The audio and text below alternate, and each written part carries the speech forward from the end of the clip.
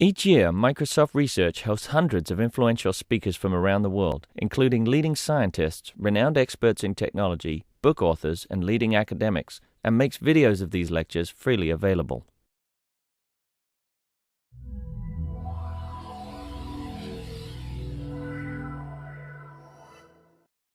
Good afternoon, everyone. I think we're ready to begin, and we've worked out all of our technical difficulties. So my name is Jen Haas, and I have the pleasure of introducing today's guest author, Leonard Mlodinow. Leonard received his PhD in theoretical physics from the University of California, Berkeley, and was an Alexander von Humboldt Fellow at the Max Planck Institute and currently teaches at the California Institute of Technology. He is also the author of The Drunkard's Wife and co-author with Stephen Hawking of A Brief History of Time and Grand Design. I'm going to now turn it over to Leonard. He can also probably correct his name, the pronunciation of his name. Thanks. Thank you. Thanks for waiting so patiently. Sorry about that. All right, well, now I'm going to ask you to do some work. So first you're waiting, and now you're working. But I hope if you don't, it's all voluntary, so feel free not to do it. It's also anonymous, so don't worry about it. You will be graded, but no one's going to know who they're grading. So, with all this, we never had that talk about what to do with the... All right, we're going to have to figure that out, all right? So let's just start by dividing you into two groups. Okay, it will be two experiments, and we'll divide you into two groups. So it should be roughly half, and I guess if you guys call yourself, you guys be group one, let's say from here. So if you look down and you see that you're on this side of my arm, you're group one. If you feel like you're on this side of my arm, you're group two, all right? And also, if people are watching online, you can just pick a group, one or two, and if you want to participate in the experiment, you can. So just when I say look away, just close your eyes and don't look at the screen, and then you can also participate and see how this works on you. So all right, let's go. So the first thing is group two, turn away from the screen, or if you're online, don't look at the screen if you want to be in group two. If you want to be in group two, right. Now, group one, please read this silently and write down your answer. And I'm not going to give you as much time as I usually do because we're so late starting. So,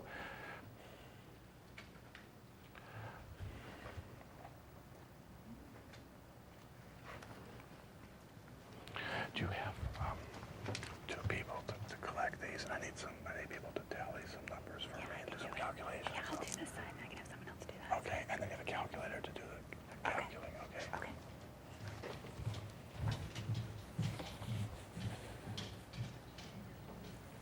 Okay, now, please read this question and write down your answer.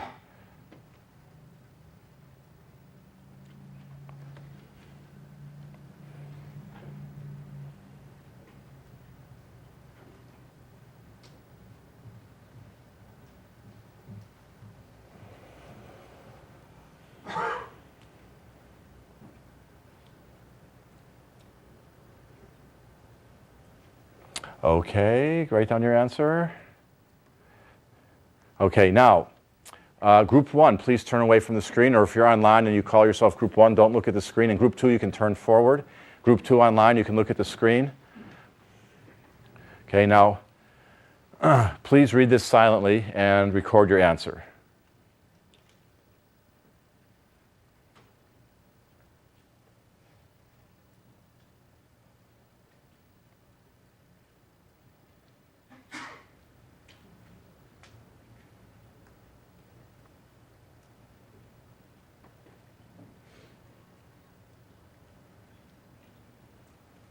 Okay, now please read this silently and record your answer.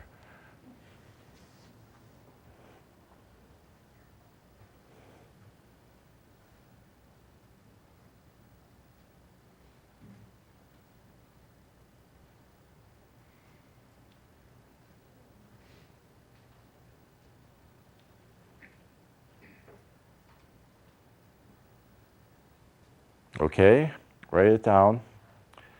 All right. Now you can all look at the screen again. Thank you. And we'll do one more experiment. I'd like you to study these words, and I'm going to read them to you as well. I'll give you a second to study them visually, and then I'm going to read them to you. Candy, sour, sugar, bitter, good. Taste, tooth, nice, honey, soda. Chocolate, heart, cake, eat, pie. All right? Is there another test coming? Yes, there is. So, ready? Here we go. But this isn't the test, so don't do anything yet. I just want you to think of the words that you can recall from the list. Don't write anything.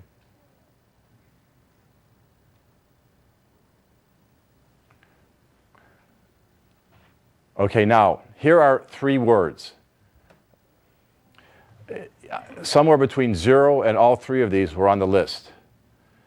Okay, I want you to write down, I want you to think back, and I want only if you have a very concrete memory of me reading it and or seeing it on the screen, and you're confident of that memory, then write down the words if they were on the list.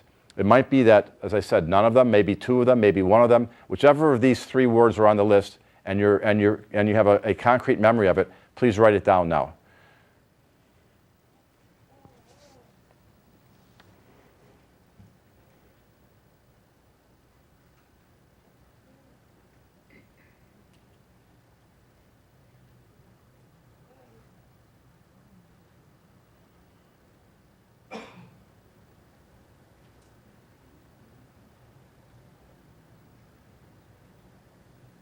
Okay, write down your last entries. And okay, now if you were in group 1, please put a 1 on the top of the paper and circle it so we know it's not your any data.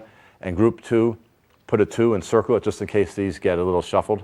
And I would ask group 1 to pass your papers to this aisle to your left, and group 2 also pass to your left to the center aisle here, and we'll collect them. So normally I give the instructions to the collectors in secret, so you don't know what they're going to be doing with these things. But given the commotion that we had, I guess I better just tell them now. But actually, they're not listening. So, okay. Can I tell you collectors what to do? Okay. So I would like you to keep the group 1 and group 2 separate for the first thing. I want you to give me the mean, the average of what group 1 said in their guess and what group 2 said, but ignore the yes and the no from the first question. Okay, and also then for the tallies, put them together and just tell me how many people said each word. Okay. And I will call for that later, and it'll be something that we'll talk about. All right, now you know how the experiment is done, sort of. Okay. Oh, by the way, throw out any outliers, okay? Because I have people put 1,000,000 or negative 400 or you know, all kinds of nice jokes. But since you're taking the mean, you better don't count those. I know it depends what kind of pranksters you guys are, but all right. So I'm going to talk about subliminal, how your unconscious mind rules your behavior, and I'll start by defining what I mean by unconscious behavior or unconscious processes in your mind. And those are processes that occur automatically with no effort on your part and no awareness, intention, and little or no control. Okay, now it's not always a very sharp line. Sometimes there's a little bit of awareness or a little bit of control, but generally these are the characteristics of what we call the unconscious. So it's automatic. Your brain does it for you automatically. You don't have to work at it, at least consciously. You're not aware of it. You don't will it, and you can't control it. You can't turn it off. And I'll give you some examples of how that works. And as a result of this, we don't understand often what is influencing our behavior, our social perceptions, our memories, and so we can't avoid perceiving the world the way we do. And finally, I want to remind you that this is not I want to tell you, this is not the Freudian unconscious. The Freudian unconscious, very emotional unconscious, a very emotional picture of the unconscious. And it was hidden from people in Freud's theory due to motivational reasons and could be revealed through therapy, through introspection. And this new unconscious that we're talking about is not that way at all. It's outside your awareness because of the parts of the brain that it operates in. And these are outside of your awareness for anatomical, structural reasons of your brain. So it's not the unconscious that Freud popularized, but something really very, very different. And the study of it is called social neuroscience. Social neuroscience evolved in the early 2000s, so it's a very new science, and it's a ménage à trois, or household of three, represented by these pairs of feet here. And these feet on your left represent social psychology. Social psychology is a study of how we interact as human beings, and our social interactions are very important to our species. And these feet on the right represent cognitive psychology, which is a psychology of how we think and how we deliberate. And they're tied together in social neuroscience by neuroscience, and especially a technology that developed, that was made, became widely available in the mid-1990s, called functional magnetic resonance imaging, or fMRI. And that is just like the MRI your doctor does, except has an added element. So when you go in and have an MRI of your brain, the doctor can get like a 3D picture of your brain, rotate it, fly in and out, look at different parts. But with fMRI, it also tells you what part of your brain is functioning at any given time. It shows the activation inside your brain, so we can now watch people as they're perceiving visual information, as they're feeling emotions, as they're thinking. And so what this has allowed scientists to do is to connect these behavioral studies that were done in psychology, that made it was kind of a soft science, and make it more of a hard science by connecting it to the functional anatomy of your brain and seeing how the effects arise in different parts of your brain, and learn more of the mechanics of what's going on. And my favorite illustrative study of the power of fMRI was this done at Berkeley by Jack Gallant. And he showed his subjects a series of slides like these. And while they were in an fMRI machine, so you can wear these goggles that project slides for you, project images, and they do these tests with sound. So you're laying in the fMRI machine, and they can show you all kinds of things. And while his subjects were looking at these slides, he was taking readings of their brain, these electromagnetic readings of fMRI. And he had a computer use those readings to try to reconstruct what the people were seeing, so a kind of mind reading. And he had a database of 6 million pictures that his computer could choose from, and the computer made guesses based with no data from what the subjects at the university too long. Subjects were actually seeing, but based purely on the fMRI. So let's see how close the computer guesses were. So I think that's quite dramatic. I would be afraid to be in one of these machines, but fortunately, right now they can't do this to you as you're walking by. You have to be in the machine, so you don't have to worry yet about scientists reading what you're thinking. So I'm going to talk about two main things in the rest of the lecture, the two illustrations of the unconscious. And I divided them this way because the unconscious in vision and hearing is a great way to illustrate the unconscious processes. It's not as relevant to our social lives as the second, which is the social unconscious, but it's something that's very easy to illustrate in a talk like this. And the main point is that the same kinds of processes that operate here in the vision and hearing also operate in the social unconscious. And the points are that our perceptions, both our visual perceptions, our social perceptions, our perceptions as consumers, and our perceptions of memory are all constructed by our unconscious mind from limited data. So what you see is not really what's there. It's a construction that your mind creates by taking limited data and filling it in. And the same is true of your judgments of people, judgments of stocks, and all the other judgments we make in our everyday social life. And our unconscious does that using things like context, expectation, even your desires, even what you want to see. And the other point is that this way we experience the world is largely driven by these unconscious processes rather than by your conscious processes, or at least that there is no such thing as a purely conscious, objective perception of the world. It's all fed into by your unconscious. So let me show you, illustrate some of this in vision and hearing. Take a look at this picture, especially the guys in the room. And I want you, this depends a lot on the projector, but I want you to see if you can find something very unusual, even bizarre in this picture. So in the foreground is what psychologists call a high interest image, and somewhere else is something that's different. So now I'm not talking about the latter, okay? How many of you saw something very unusual or bizarre in that picture? Raise your hand. Okay, how many of you didn't? So it's about 3/4 of those who voted didn't, and about 1/4 of you did. And that's pretty typical, okay? So when you see something, when light hits your retina, that image does not get directly transmitted to your conscious mind. This is a good illustration of that. There's something called attention that has to be focused on different elements of the picture before you can consciously perceive it. And what this high interest image in the foreground did, at least for the guys in the room, was it distracted your attention. And even when you consciously decided to overcome that, when I said look for something unusual, it's hard to do. Let's go back and let's look at it again. Okay, King Kong. It's the face of King Kong is in this picture, okay? Look by the ladder. Okay, so right there is the face of King Kong. And I think this projector is pretty good. You can see it. I think you can see it pretty clearly if you're at least in the center of the room. But it's hard to see because your mind, your unconscious mind, keeps you looking at this part instead, actually at this part. So the question is, what do you consciously experience versus what is coming into your eye? So let me start at the beginning and show you what you actually see.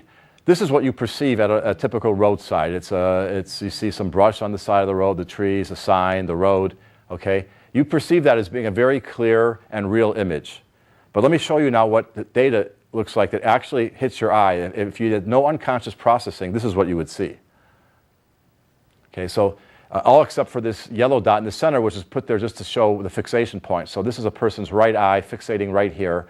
And as you can see, only for a small area around that is it clear. Otherwise, it's very fuzzy. And there's a black spot here where called the blind spot, where the optic nerve attaches to the retina. And of course, it's two-dimensional data. It's not three-dimensional. And if you had to go through the world every time you saw a frame of the outer world, and it looked like this, and you had to process it consciously to look like this, you'd get eaten by lions, tigers, bears, whatever was out there to eat us back then, or you'd never catch the rabbit you're trying to get for dinner. So our unconscious mind developed to take data like this and turn it into data like that, and we do it automatically. We don't have to stop and think, and it happens very quickly. And we have no control over it. So try and look at me or look at some part of the room or even look at these pictures and try and see the fuzziness and not do the processing. Okay, you really can't do that. Let me just give you an example then of how one way your mind, one trick your mind does to fill in the data. And it also will illustrate, again, the lack of control you have over it. This is a picture of a checkerboard, and you'll see two squares, two rectangles outlined, one labeled A and one labeled B, and you'll see that B is a white square and A is a black square.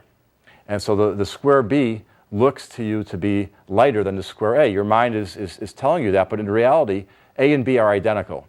So the rectangle A and rectangle B are identical from the physics point of view, but they're not identical from your perception point of view. So the light that hits your eyes from A and B is identical, okay? The color is identical, but your mind in its processing, without telling you, without asking you, makes them look different because of the context, all right? And that's very useful to you because if you have to figure out, if you have to say, if this looked the same as this, and you had to reason, however, by counting the pattern out to say, oh, I guess it's a white square, that would slow you down. Instead, you automatically see it as a white square.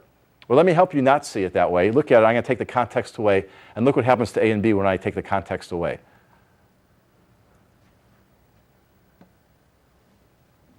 So now A and B, you can see them realistically out of context that they are the same. But if you look at the A and B over here, they still look different. And you can't look at these and have them look different, nor can you look at these and have them look the same, because this is outside of your conscious control. So you probably recognize this fellow, although you probably rarely see him upside down. And if you look at these, because we're such a social species, one of the modules in our unconscious is tuned particularly to the human face. So the human face is very important to us. As we go through the world, we try to predict people's intentions, their emotions, what they're thinking. And this is a natural thing that we do in order to have social interactions that work smoothly, and it's very important to humans. And so we do special unconscious processing of human faces. We have to be able to recognize our friends from our enemies, and so on. The thing is that this unconscious processing this unconscious module of our brain does not often see people upside down. And so this is a very dramatic illustration of how specialized our brain is, our unconscious processing, processing is to our social life.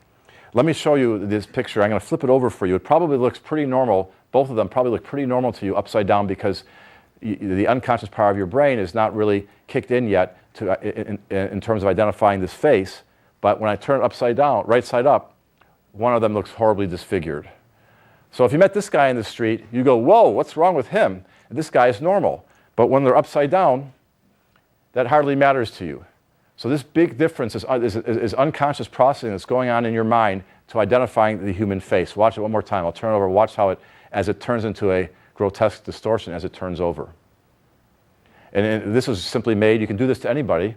You just take the eyes and the mouth and flip them upside down. But if you ran into someone on the street, you go, oh, whoa, unless you're standing on your head and you just go, oh, that looks like a normal guy. Okay, let me give you one example of hearing. I'm hoping that this works because we had our technical difficulties. We'll see if this works. But I'm going to show you. Remember, I'm saying that this unconscious processing has similar similar functions across different modalities. So I want to illustrate one in hearing. This is a song by Led Zeppelin called "Stairway to Heaven." You may have heard it before. So let me play it for you. Let's see if it plays.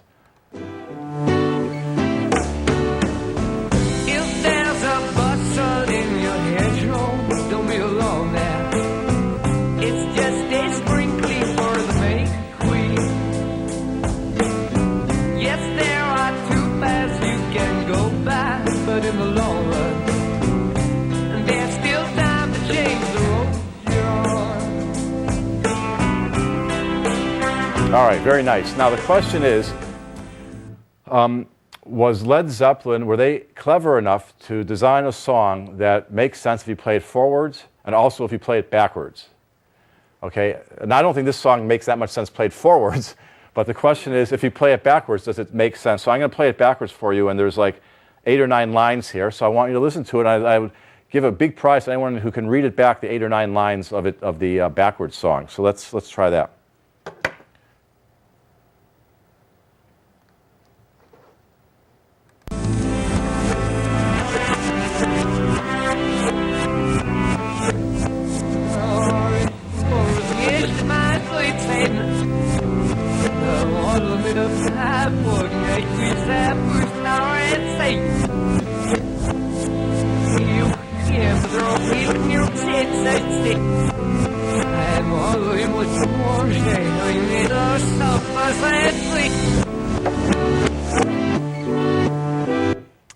Can you recite the words? Did you get the message? Did you hear the 8 or 9 lines or 4 lines? Or did it sound like gibberish?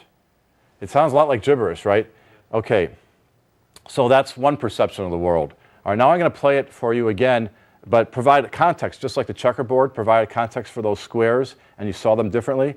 I'm going to play this song for you again with the words. So look at the words and listen to the song and see if your perception of the same audio file changes now.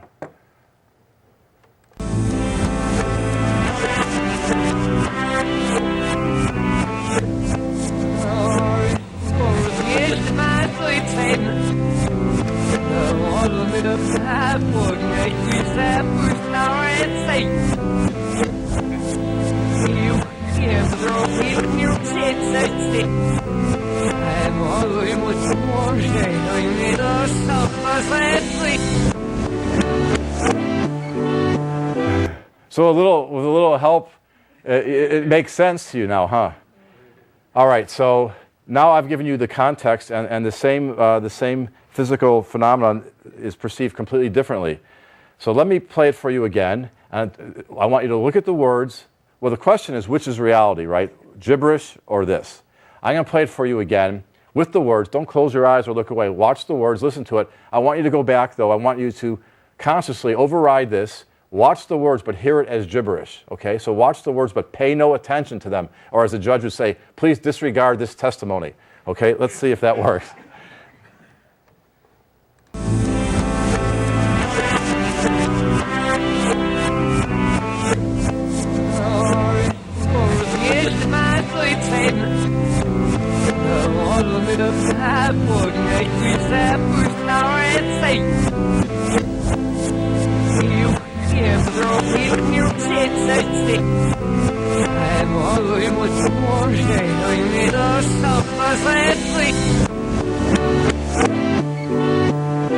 So were you successful, or do you hear the word? No, it's because you can't really do it. You can't override it. Just like you can't override, when the guy goes up and talks about, or when you read in the paper, if you're a juror, about how this guy's guilty or an asshole. Can I say asshole at I don't know. Cut that out, okay? Or a bad guy, and then you go on trial, and oh yeah, I heard that, but I can disregard that, but you can't. So this is that's part of the unconscious data that gets used. Impossible, or it's almost it's between impossible and almost impossible. So I in this case, I don't know if anyone studied, but they do study it, for instance, in different, when they have these things called bistable images, and people try something that can look like a vase or a face, and you're trying to change it back and forth, and generally you have little control or usually no control. So anyway, but it depends on each phenomena. It has to be analyzed individually. Let's see. Okay. So I had another, but I won't do that. I took that slide out because I was trying to go faster. But I was going to play it for you without the words at all. And let me just tell you, like I'm a veteran of hearing this now. First of all, the backward words as presented here make more sense to me than the forward words. And it sounds just as real when I play it now because I've heard it so many times. So in our social perception, the same things happen to build our picture of the world. I have a picture here of a few bus drivers, but it's just to illustrate the point that when you see a bus driver, you don't stop and puzzle out what is his job using the data that you have. You automatically know it's a bus driver. If you see a woman racing for a bus, you know what she feels. You don't have to think about what is this animal using my logic and the data, what is she thinking, what is she feeling. It's all automatic to us, and it helps us in our social interactions. If you see a guy in the street or a woman in a blue suit with a gun, you know what their job is, you know how to act toward them. And if you see captains of industry or politicians and you've heard something about them in the news, or a defendant that you're hearing about in a trial, you get limited data on the person, but your mind does some filling in to make a much clearer picture than you actually have, just as it does in physical perception and the audio perception. And the same thing with all sorts of people that you meet in your daily interactions, unless you know them intimately. So the point of this is that our social perception is also constructed by our minds employing the same tricks: context, prior knowledge, belief, and even desire. Let me give you an example since it's an election year. There was a study done where subjects were brought into a laboratory and shown a lot of women's faces, and they were asked to judge the competence of the women's faces, and the scientists studied what makes a woman look more competent. Then they brought a few hundred more subjects into the room, or into their experiment, and they gave them flyers for political candidates. They each got 2 flyers, one for a Democratic candidate and one for a Republican candidate. I know I shouldn't put this slide up so soon because you're all staring at it, but I'll get to this part in a minute. So one for a Democratic candidate, one for a Republican candidate. And they listed the party, some of their views, their qualifications, and a picture. And they were asked to judge, who would you vote for, the Republican or the Democrat? The trick is that half of them saw, the researchers had hired a Hollywood makeup artist and a photographer to create 2 versions of each candidate based on their earlier research of what makes a woman look competent. One version was a more competent looking one, and one was a less competent looking one, which I've illustrated here, but these aren't the actual pictures from the paper. The research paper didn't include the pictures, but so in one case, half the people saw the Republican in her more competent image against the Democrat in her less competent looking one, and half saw the Democrat in her more competent against the Republican in her less competent. And then they just had them vote. And the question is, what kind of vote swing do you get? And they got a vote swing of 14%. So she won, the Republican won with 58% when she had her good picture, but with only 44% when she had her less good picture. So this shows that at least the swing voters, who aren't staunch Democrats or Republicans, as they're looking at the flyer and taking in all this information about the views on the issues and their experience, they're also taking in the face and making a judgment based on how competent looking the person is. And this is, again, an automatic, effortless, and a judgment that they're unaware of. They don't know that they're judging based on looks. They think they're looking at the data. Well, this is, of course, just in a laboratory. So if you're skeptical, you may say, well, this surely doesn't affect real elections, right? Could our real elections be so fragile and decided by such a factor? Well, A psychologist named Alexander Todorov at Princeton decided to find out. And in 2006, he gathered pairs of photos. These here, I don't know if you guys, anyone recognize these? This is the 2006 Wisconsin senatorial election. Russ Feingold against the loser, who we forget the loser's name. So just like in sports, right? He came in second. So we remember this one. But they showed him pairs of... He gathered pairs of photos like this on hundreds of gubernatorial, congressional, and senatorial elections and showed them to subjects and asked them one question: who looks more competent? Nothing to do about politics. Who looks more competent? So you say, maybe you'd say this guy next, this guy next. And they would all get rated. And then he gathered statistics on who looked more competent. And he said, let me predict the outcome of the 2006 elections without using any political science, no polling data, just looks. I'm going to predict in every case that the more competent looking one won. Okay? So how successful do you think this guy could have been based purely on that? 70%. So he got 70% of the elections right by ignoring all politics and picking the person who looks more competent. So this does seem to be an effect that happens in the real world.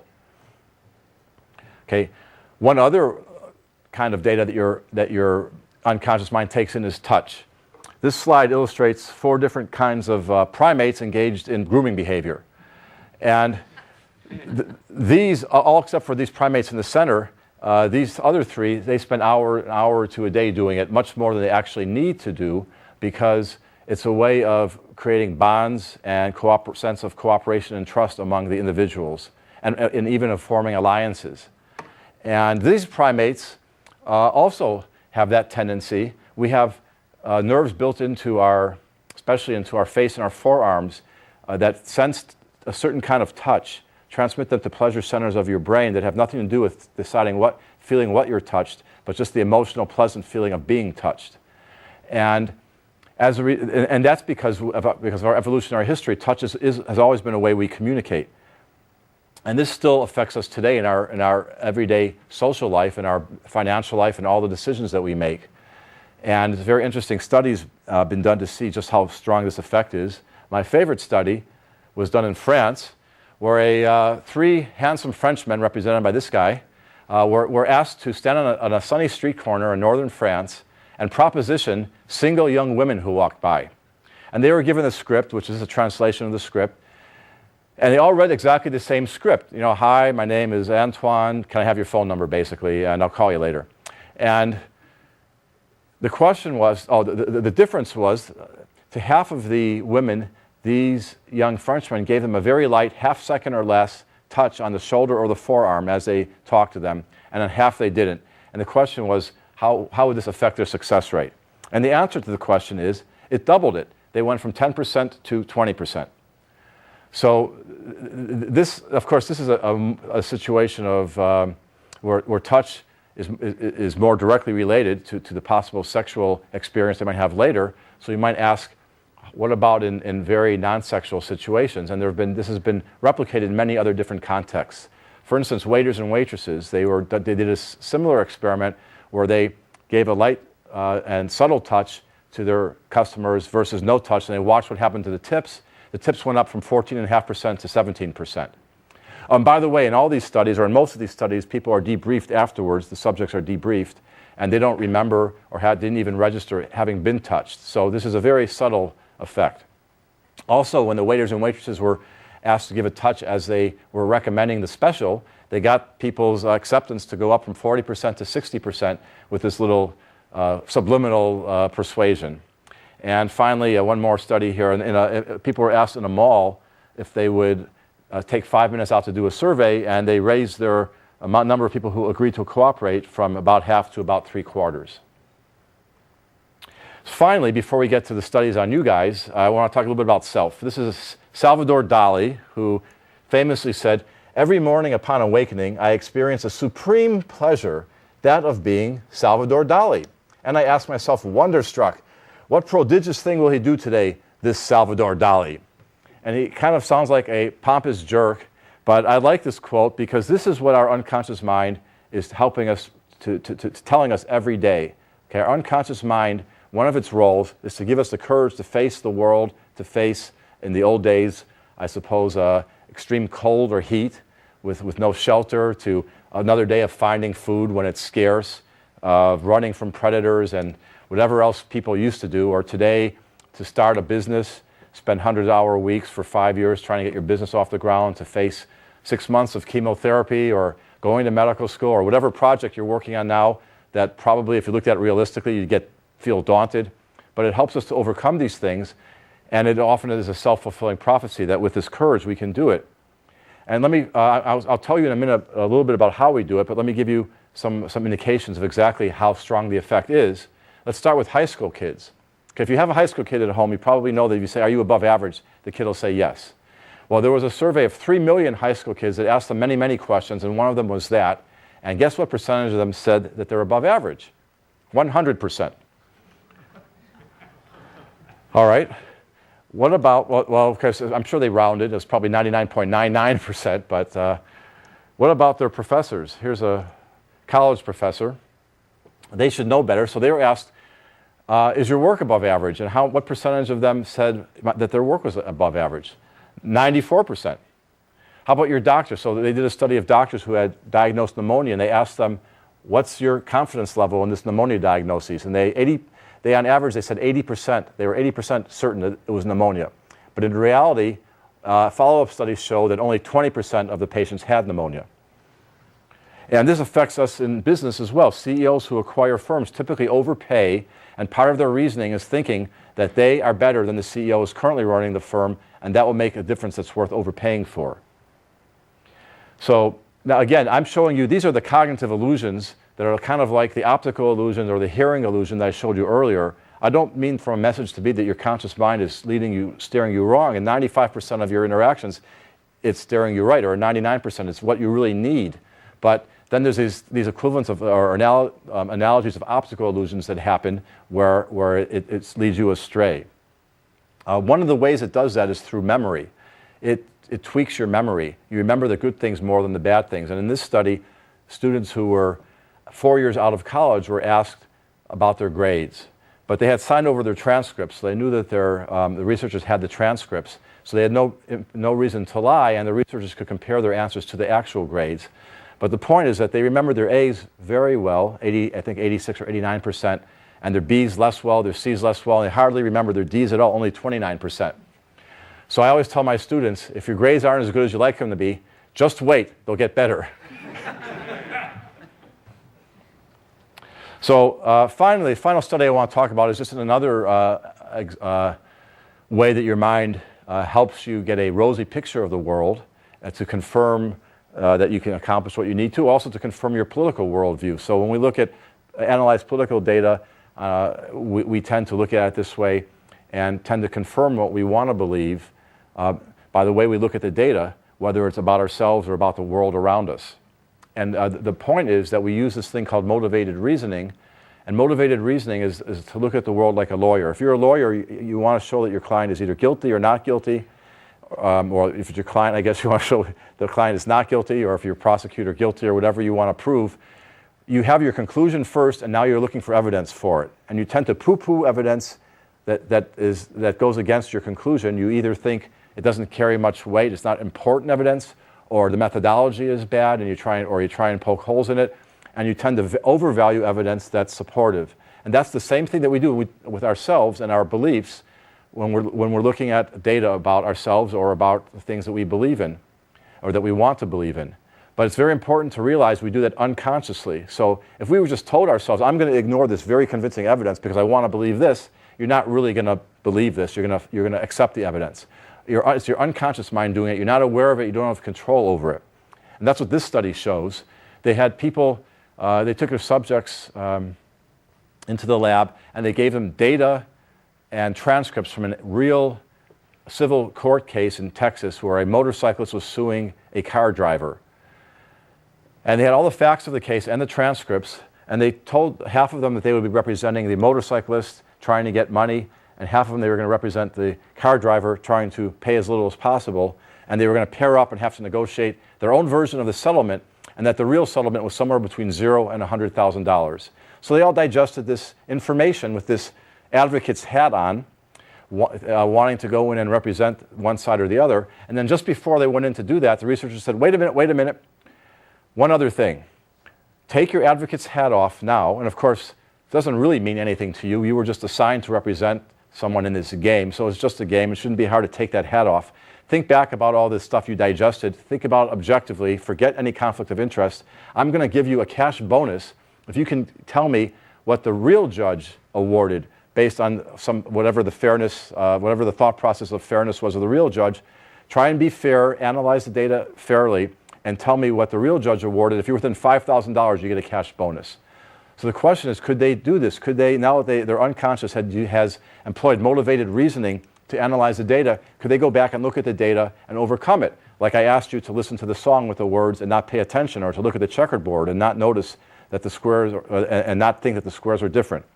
Well, when they were asked to do that, the motorcyclists, people who were going to defend the motorcyclists said $40,000, and the people who were going to defend the driver of the car said on average $20,000. So it was a factor of 2 in their, quote, objective reasoning abilities based on what they had been assigned to do earlier. Let's see if this affects you. So can I have the data, please? In the first question I gave you, This is group A, or 1, and that's 2. 1 and 2. Yeah. Right. Okay, so, okay, sweet taste. Okay, so no one said point, huh? Okay. So I asked you to analyze this room, and I gave you some limited data. I gave you these 3 pictures of the room and the surroundings. And I said it was in Tahiti, a 1-bedroom bungalow, and blah, blah, blah. And then I asked you, what would you pay for this room? So now I'm asking you, and you have this picture of a very limited picture of what the room is, but I want you now to, in your mind, you're forming some conception of what the room is and how much it's worth. And I wanted you to guess how much it's worth. And group 1 guessed on average $909. At this point, I get gasps usually from group 2. No, nothing? You guys, are you still awake? I know it was a long time before you got started, but the reason I get gasps is because group 2 guessed on average $247. So I got a factor of 4 through my subliminal mind control on you guys. And the question is, how did I do that? Okay, and I've had it up to a factor, I think, of 20. I think I had like $200 versus $2,500 or something at once when I tried this. And so the question is, what's the difference between you guys? Well, the difference was question number 1. Okay, question number 1, group 1 said, is this hotel room more than $5,500 a night? And group 2, the question was, is it more than $55 a night? Now, I think it's an absurd question, at least to me. I haven't traveled that much, but I know the room is obviously more than $55 a night, and it's not going to be $5,500 a night. So probably in your yeses and nos, as I can see, it's pretty unanimous that the answer to the first question is no, and the second question is yes. But even though it's a silly question, it influenced your thought greatly. So if you're going to a website and they manage to say, would you expect to pay $5,500 for this room? And you're saying, what kind of an idiot question is that? And they say, how much do you want to pay? There they go. They just jacked up what you're offering by a factor of 4. So that's how your unconscious feeds into your social perception in your consumer behavior in this case. The room was 550. So being mathematically inclined, I just took the geometric mean. I pumped it up by a factor of 10, pumped it down by a factor of 10, and see what happens. So, okay. So what about your memory? So I've been talking about how everything is constructed, your visual perception, your hearing, your social perception. And I want to see if your memory, I want to illustrate how your memory is also constructed from limited data, from context and the gist, and played back to you. So just as when you're looking at the side of the road, you're seeing something fuzzy and you think you're seeing something clear, your memory is based on something very fuzzy, just a few little pieces of data and the gist of what actually happened. And when you call on your memory to replay it, you're hearing something clear and concrete. So because of that, when I asked you, when I showed you these words, and I asked you I asked you which of these 3 are on there, you're playing back in your memory. And I hope that you listened to me and didn't write it down unless you could really hear me saying it and picture it on the screen, and you're really confident. So because of that nice instruction, nobody said point, which wasn't on the list. And how many of you remembered taste? I have 21 people remembered taste. And that was on the list. But what about sweet?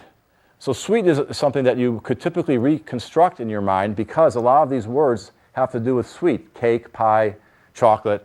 And so this is what's called a false memory because what your brain has recorded is some data some kind of descriptor saying sweet words, and then when you call them back, of course, sweet is the epitome of sweet words. And so even though for taste, I got 21 of you remembering it, for sweet, I also got 21 of you remembering it. So you remembered equally the word that wasn't on the list as the word that was on the list. So I'm just going to end with a quote from Carl Jung, who I don't subscribe to a lot of what he said, but I love this quote. I think encapsulates this very well. The subliminal aspects of everything that happens to us may seem to play very little part in our daily lives, but they are the almost invisible roots of our conscious thoughts. Thank you.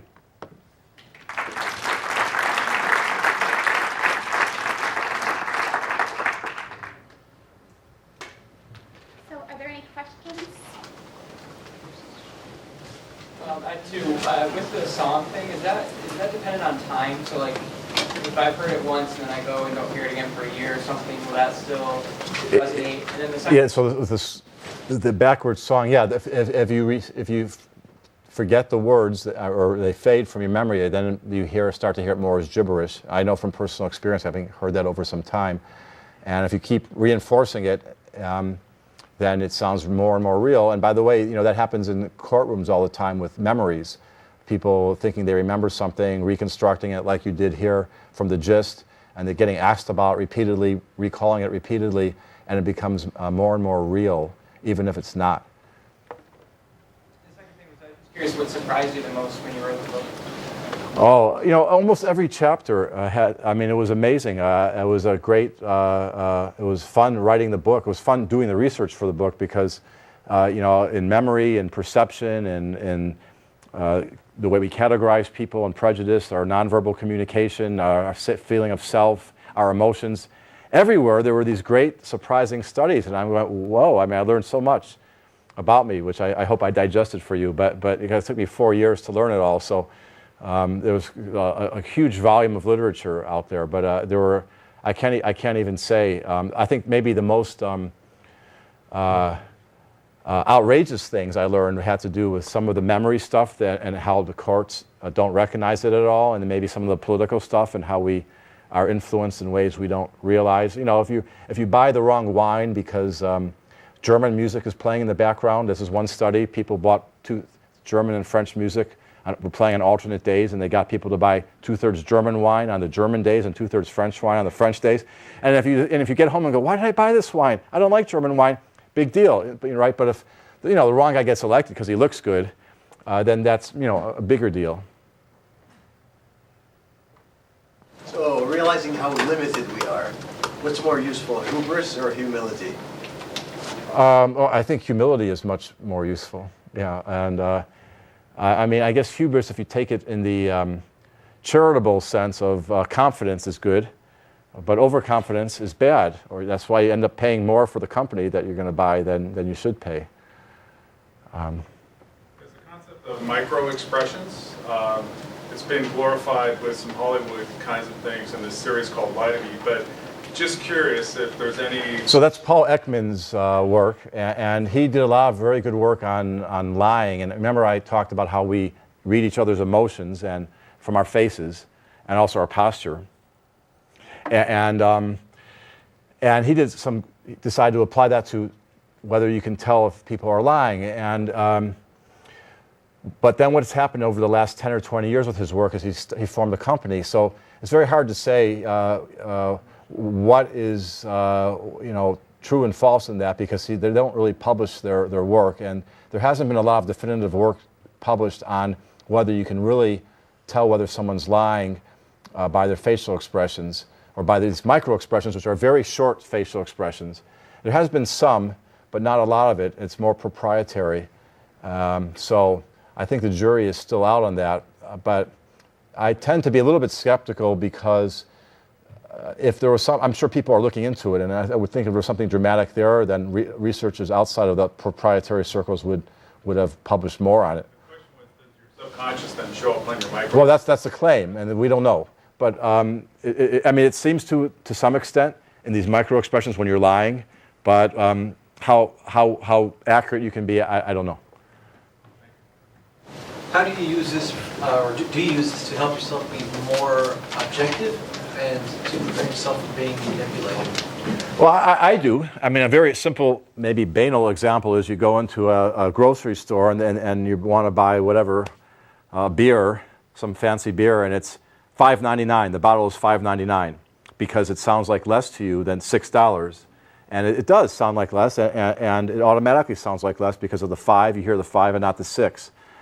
And I don't like, I know intellectually that it's the same, but it's hard to overcome the feeling that it's less. So when I see the $5.99, I automatically look away kind of, and I go, $6. It's a $6 bottle, and or whatever. It's the same. I talked to a friend who has seminars, and he charges $19.95 for the weekend, $1,995. And I remember telling one of his assistants, "Oh, you mean, my God, he gets $2,000 for those?" She says, "No, $1,995." And if I was thinking about buying it, I would say to myself, "Oh, is it worth $2,000?" Because it sounds like what it is. So in that sense, you can use it. Once you're aware of these effects, you can use your conscious mind to try to overrule them in various ways. Another thing is with credit cards, people spend a lot more on credit cards because it's abstract, and the process of handing over the money inhibits you from handing over the money. So if you think you're overspending on a credit card, you have to catch yourself and realize and try and think, well, let me pretend I'm paying cash for this. And would I really pay that, or is it just too easy with the credit card? What about distortions to our social perception of other people? Well, Is there something that we can do to arrest that? well, okay.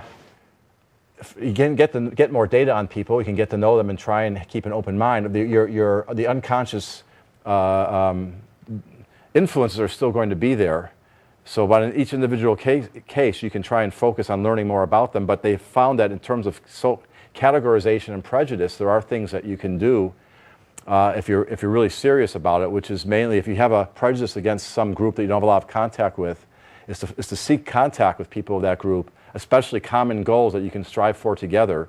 And that's in studies that seems to help you override your unconscious prejudice. And by the way, if you guys are probably a little bit techie, go to a site called IAT, the Implicit Associations Test. If you type in IAT in Harvard, you can get to the website.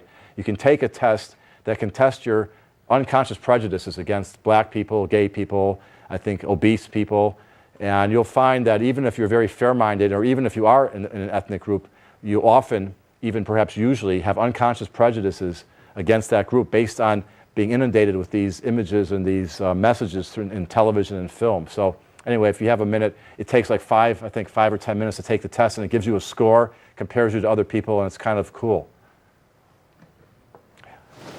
Did you research any people with photographic memory and how that would affect? Yeah, I talk in a book about a guy named Sharashevsky who never forgot anything, and it was bad because your mind gets cluttered, and he had trouble even following. He could remember what you said 30 years ago, word for word, but he had trouble following the opposite, following the gist of what people were saying. Or if he saw your face, if I see your face now, I make a gist of your face. And I might mistake your face. I don't know you very well. If I see someone else, if you commit a crime, I might identify the wrong person if he looks like you. And the context is that the police grabbed him, so I'm thinking he must be one of these guys, and it looks like you. But he was so accurate or so specific in his memory that he would remember your face like this. If you turn a little bit, he'd have another picture of your face like this. If it's a different lighting, he'd have another picture of your face. So he had trouble even identifying faces, because can you imagine going through a catalog of all these faces when you have a picture from every angle? So it caused him a lot of problems. So it's kind of, he did make a living remembering things as a mnemonist, they called it, but he had social issues. Can you comment on social media where you've got basically a lot of people self-publishing, snippets of their personality? Is the gap between their actual personality and perceived widening or shrinking? Sorry, I didn't. People are publishing things about themselves on Facebook, things like that. Oh. Well, I don't know of any study of that, but based on the other studies of how people perceive themselves, yeah, there would be. Of course, there's also conscious motivation there. You're trying to present yourself on Facebook or make a certain image for yourself, right? So there are also conscious things going on. How long do you guys have? I mean, I could take a few more questions, but how many more? Maybe 2 more questions. 2 more questions, okay. You didn't ask a question before? Okay. No. I'm trying to get to this side of the room because I know I've been focusing. There's a right-left favoritism thing in your unconscious. So if you give people equal, let's say, products, and you say, which one do you want? They'll like the one on the right more. So I'm trying to counteract that and go to the left. Okay. So the experiment with fMRI, you told that people saw different things than what was projected to them. Do we know why? They saw different things than What was shown to them, right? You had a... No, I'm sorry. That wasn't what it showed at all. What it showed was what they were looking at and what the computer guessed they were looking at. So the other thing was not something that they were perceiving. It was what the computer guessed that they were looking at. Is fMRI accurate enough to even make any judgments based on those? Well, I thought those were extremely impressive, that you can take electromagnetic reading of someone's brain and say they're looking at a snake and you don't get the details of the snake right. But yeah, I mean, what they use it for is to see what parts of your brain are functioning. Like when you're afraid, it's when your amygdala is functioning. Then they do behavioral studies to check that out. So they work hand in hand. So they do studies on people with amygdala damage. They'll let a scorpion crawl up their arm. They'll go to a haunted house and go, this is what's going on here. Or I forgot, they put them in all kinds of dangerous situations and they have no fear at all. So you correlate what's going on in the brain and then you do behavioral studies and then you really learn a lot more. Okay, last question. Who's closest to where I'm pointing there? Between you. Okay, I'll take two more. You and then you.